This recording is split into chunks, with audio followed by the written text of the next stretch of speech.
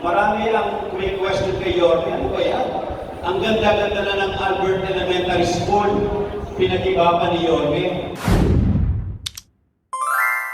Pag-Martes at Biyernes, meron din po tayong libreng check-up, libreng med-cert, libreng gamot. Lahat po yan ay iniraraos natin, tinatawid natin bilang pagtulong po sa napakahirap na trabaho na ginagawa ni Mayor Isko Moreno. Kaya sabi nga nila, di ba, sa Biblia, heal me Lord and I'll be healed. Save me Lord and I'll be saved. Maraming salamat po.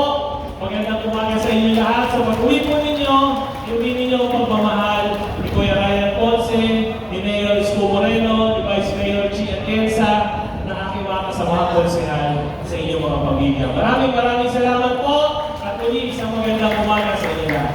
Maraming salamat po, Councilor Kuya Ryan Ponce. At sa pagkakataon po ito, upang bumati din po sa atin, palapakan po natin ang ating mahusay na doktor ng bayan, Councilor Kuya Doc Francis Almiro.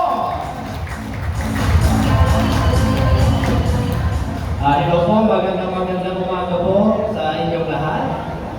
Ako'y taus-pusong nagpapasalamat po sa ating mahal na Yorme Francisco Isko Moreno Domagoso sa kanyang patuloy na pagsusulong ng programang Kaagapay.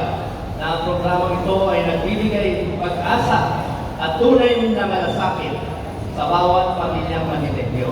At bilang inyong konsehal, ay isa po napakalaking karangalan sa akin para makibahagi sa paghahatid ng mga tulong na ito.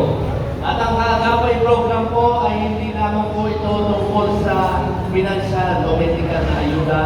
Ito ay nagpapatunay na ang lungsod ng Maynila, pamahalaang lungsod ng Maynila, ay may tunay na puso at malasakit at handang tumulong sa atin sa oras ng pangangailangan.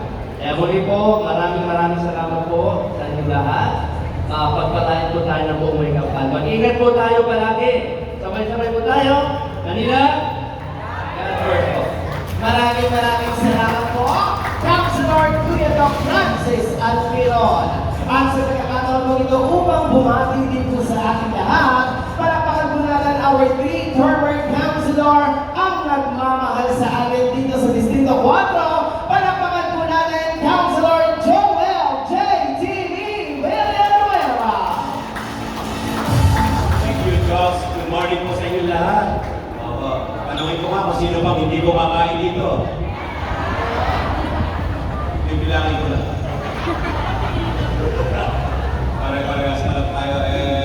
It's nice to be back. Nakaharap ninyo. At ang batang kalye na Sampalo, ang lagi sumisigaw ng magbola o magdroga, ay natutuwa sapagkat natuwang pa rin ang ating Yorme Isko Moreno, Vice Atienza, at mga kasamahan nating konsehal upang mamahagi ngayong umagang ito. Ito, nakikita natin yung pasilidad ngayon noong 2019, nung ako'y konsehal pa. Marami ang may question kay Yorme. Ano ba yan? Ang ganda-ganda na ng Albert Elementary School. Pinag-iba pa ni Yorme. Ano bang gusto nito? Ang daming may question. Hindi nila alam yung vision ng isang Yorme Isko Moreno talagang pangmatagalan. At sabi niya naman, hindi naman siya permanente sa gobyerno. Ano bang gawin niya ang nararapat para pagdating ng panahon ay mapakinabangan ng mga susunod na henerasyon. Natutuwa ko pa kayo sa nakikita natin ngayon. Kaya pala, pag may pumupuntang mga opisyal sa national government, kahit ang Presidente Bongbong Marcos namamangha, paano mo ginawa ito? Sa unang termino mo, ginawa mo ito? Yung Almario Elementary School, Hospital ng Maynila, at marami pang pasilidad sa loob lamang ng 3 taon, kaya pala tinawag ang Bilis Kilos. At ngayon, marami pang inihahan ng Yorme Isko Moreno.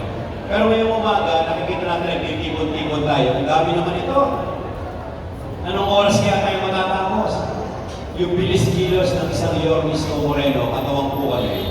Makikita po natin kung gaano ka-organisado ang ating punong lungsod. Ang pinakamahalaga nito, meron siyang tenga, meron siyang mata, at yung pera ng gobyerno ay tunay na napapakinabangan ng mga batang Maynila kagaya ngayong araw nito. Tama po ba? Oo. Hindi naman sa panitira, hindi naging maganda yung dating yung naging sistema na pili-pili system. Ito, malakas to. Ito, sige. Ito ngayon, pag sumulan kayo, hintayin nyo lang at ipapatawag kayo kung mapakinabangan ninyo ang pera ng gobyerno. Tama po ba? Kaya mamaya, palakpakan natin yung malakas sa pagdating ng ating Yorme Isko Moreno. At muli po, ito po ang batang kalye ng Sampalo. Paikot-ikot lang nila sa mga gebli-gebli. Bumabati po sa inyo lahat ng isang magandang araw at mabuhay po kayo. Thank you. Maraming salamat po, Councilor Joel J. T.V. Villanueva. At syempre, kasama na rin po natin ang ating po isa sa mahusay na konsehal ng Distrito 4. Palakpakan din po natin, Konsehala Eunice Castro.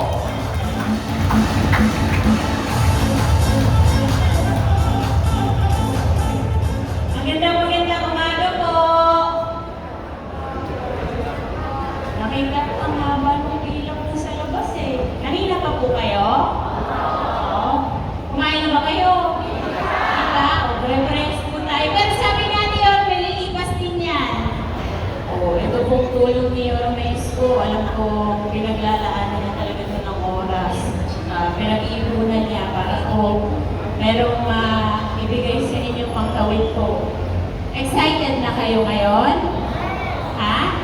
O ako, pagka umiikot kami ng mga konsihal, pagka sinasabihan kami ni Yorme na ibabasa ninyo yung mga financial na tulong, alam ko naman talagang kailangan yung lahat. Kasi binabahay-bahay ko po ang iba sa inyo at baka yung iba po ditong nakaupo, napuntahan ko na rin sa mga bahay ninyo. Tama po ba ako? Nagkita-kita na rin tayo? O, kamusta po kayo ngayon? Ha? Okay naman, tuloy ang buhay. Alam niyo ba kung ano ang pinangahawakan ko palagi na Bible verse? Alam niyo po ba?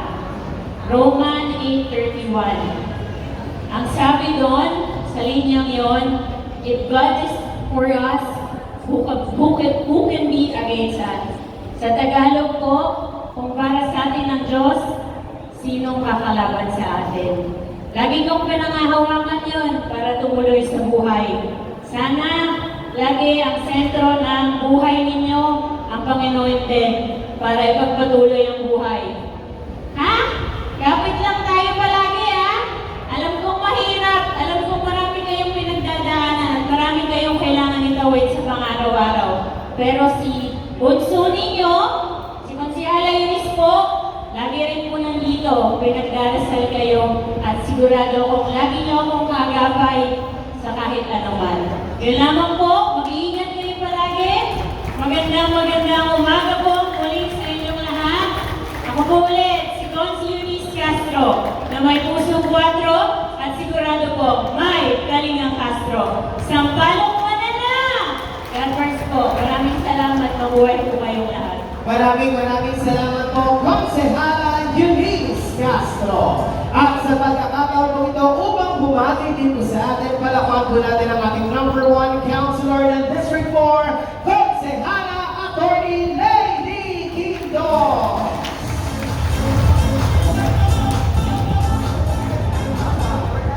Hi! Hello! Sinong excited na makita si Yorme? Taas ang kamay. Sinong hindi pa kumakain ng almusal kagaya ko? Huwag po kayo mag-alala, malapit lang po si Yorme kasama po ang ating Vice Mayor G. Pero ang higit sa lahat, masaya po si Konsehala Attorney Lady Quintos dahil nagkita-kita na naman po tayo sa ganitong programa. Masaya din po ba kayo? Lalong-lalo na po mamaya pag naramdaman niyo po yung pagmamahal at malasakit ng lungsod ng Maynila, ng pamahal ng lungsod ng Maynila. Palakpakan naman po natin ang kaagapay program ng ating Yorme Isko Moreno Domingos. Gaya po ng mga sinabi ng mga kasamahan ko, hindi po ito magagawa kung hindi po wala dyan kasama ang itaas. Palakpakan po natin ang Panginoon dahil lahat po tayo safe, healthy, at may pag-asa palagi sa buhay. Yung mga nasa likod po, narinig ako, hello? Hi! Ang gusto ko lamang pong ipamana sa inyo ay huwag po kayong mawawala ng pag-asa. Tuloy-tuloy lang po sa pagtahak ng buhay po natin. Kaya naman po, andito kami para buwalalan at gumagapay po sa mga pangangailangan ninyo. Medyo hinihingal po ako dahil meron po tayong paparating na blessing sa akin dyan. So, pagpasensyahan niyo na po. Masaya-masaya po ako makita kayong makasama. Mahal na mahal ko po kayong lahat. Sana huwag po kayong magsawa sa pagmamahal na pinapatulog po ng inyong likod. Pwede ba yun? Pwede po ba sa mga susunod na panahon ay magsulat pa rin po kayo sa amin? Magsusulat pa kayo, Orme? Nakapagalitan na ako na. Pero, yun lang po. Good morning po ulit. Mahal na mahal ko po ang bawat isa sa inyo, mga barangay officials na nandyan palagi. Ang kaagapay po natin na laging tumutulong para maging organisado po ang mga ganitong pagtitipon. Palakpakan naman po natin ang lahat na nagtutulong-tulong para makasama po namin kayo sa umagang ito. Again, good morning, mabuhay po ang lahat.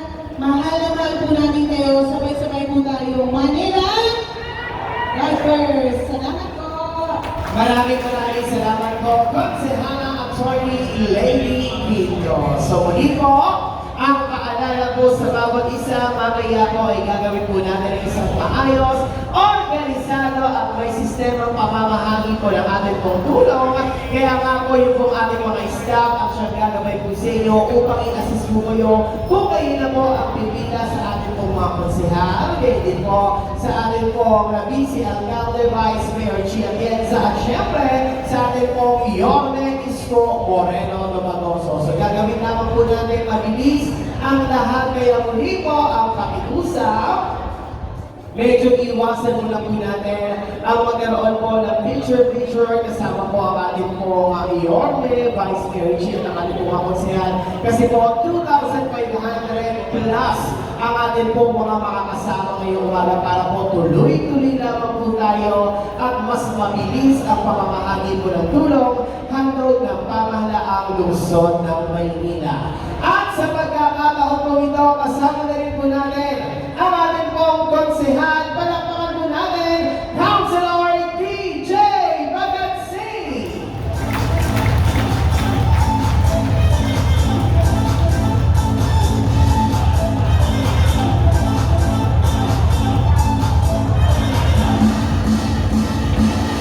Muli po, palakpakan po natin, Councilor DJ Bagatsing!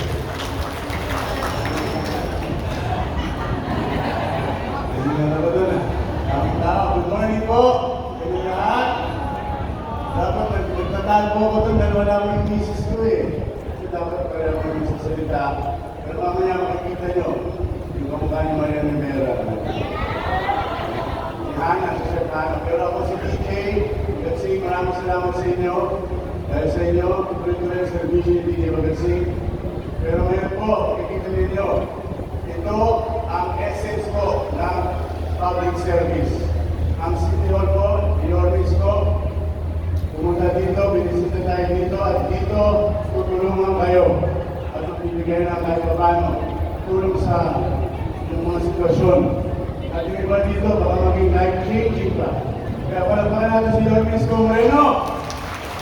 Ako, ang mga nasa 10 paligo. At syempre si Vice Chia Atienza, palagpakan natin. Nandito po si Vice. At syempre, yung mga galang-galang at mga may puso, public servant ng Sampalo, at magaganda daw. Si Ann Curtis nga, di ba? Si Lady Quintos, palapakan natin. O si JTV, si Cesar Montano, palapakan natin, JTV.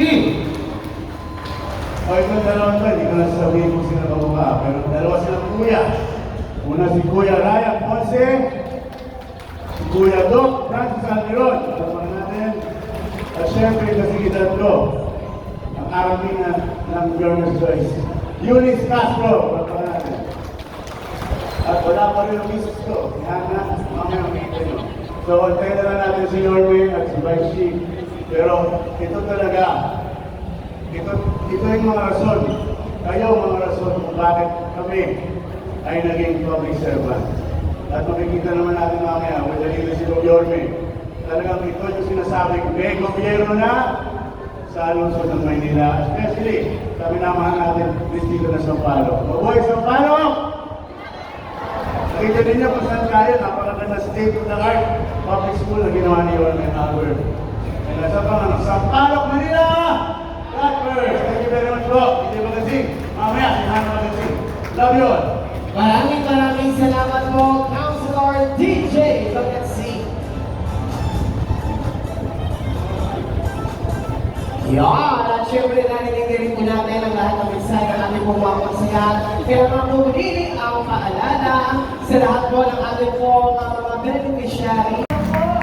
Sa inyong lahat, maswerte tayong lahat at nandito tayo.